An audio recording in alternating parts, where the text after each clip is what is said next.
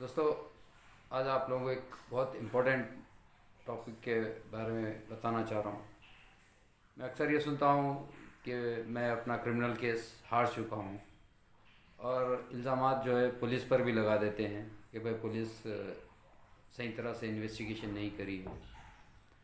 तो ये बिल्कुल ही गलत है। देखिए, एफआईआर जो भी रहती है, आप जो कंप्लेंट देते हैं उसके ऊपर ही पुलिस कार्रवाई करती है।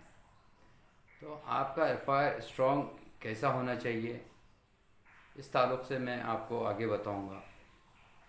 फर्स्ट ऑफ ऑल, आप ये जान लीजिए, सेक्शन 154 ऑफ सीआरपीसी में एफआईआर का वर्ड नहीं है।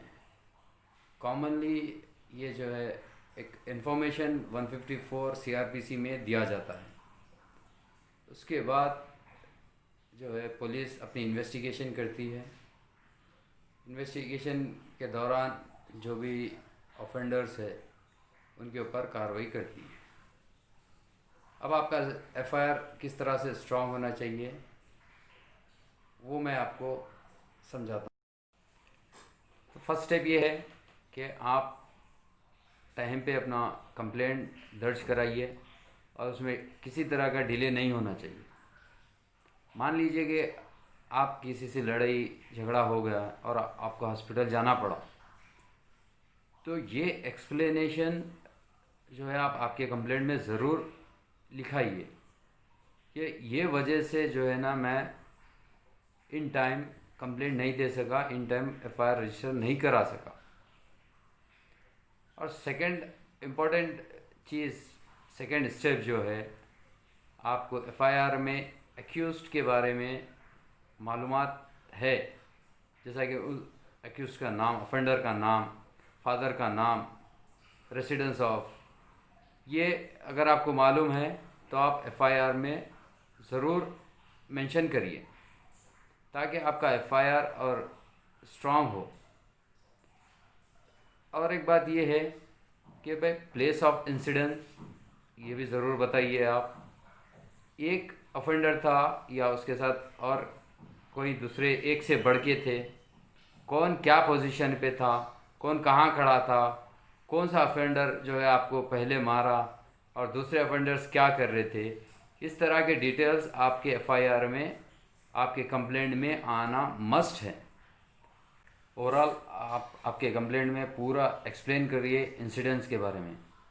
अगर वहाँ पे इंसिडेंट के टाइम पे कोई मौजूद होता है तो उसका भी नाम मेंशन करिए। पुलिस वाले उसको एज ए आई विटनेस बना लेते हैं। अगर कोई मौजूद नहीं है, आप इंसिडेंट के टाइम पे किसी को बुलाते हैं तो उनका भी नाम जो है आप मेंशन करिए कंप्लेंट में।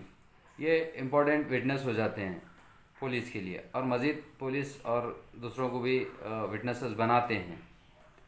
FIR plays an important role but it is not a substantial piece of evidence. और एक बात, जब आप कंप्लेंट देने जाते हैं, अगर मान लीजिए कि आपको कंप्लेंट लिखना नहीं आता तो पुलिस वालों को बोलिए एंट्री करें। जब पुलिस वाले एंट्री करते हैं तो आप आपके फैक्ट्स पूरे बताइए। अब जब पूरा कंप्लीट पुलिस वाले लिख चुके होते हैं तो आप उनसे कहिए एक बार पढ़ के सुनाएं। पढ़ पढ़ के सुनने के बाद आप सेटिस्फाइड होने के बाद आप आपके सिग्नेचर जो है कंप्लेंट में करिए। इस तरह से जो है आपका एफआईआर बहुत स्ट्रांग होता है। देखिए, क्रॉस एग्जामिनेशन के टाइम पे आपको किसी तरह का कॉन्ट्राडिक्शन नहीं आता है। अगर आप इम्पोर्टेंट फैक्ट्स बोलना भूल जाएंगे तो इस तरीके से आपके लिए केस में नुकसान हो सकता है। कॉन्ट्राडिक्शंस अगर आ जाता है तो section 145 and 157 of Indian evidence act play करता है। सुप्रीम कोर्ट ने ऑलरेडी ये कहा है कि माइनर गलतियां होती है तो उसका इम्पैक्ट केस पे कुछ नहीं पड़ता है। तो दोस्तों, आप लोगों को इस बात का ख्याल रखना चाहिए। Time of the incidence first, second one place of incidence, और आखिरी जो है प्रेजेंस ऑफ अक्यूज्ड। ये इम्पोर्टेंट चीज़ें होती हैं आपके एफआईआर को स्ट्रॉन्ग करने के लिए। और जब आपका एफआईआर स्ट्रॉन्ग होगा और आप जो है ऑटोमेटिकली एक केस जीत सकते हैं। लिहाजा मेरे इसी तरह के वीडियोस मैं अपलोड करते रहूँगा।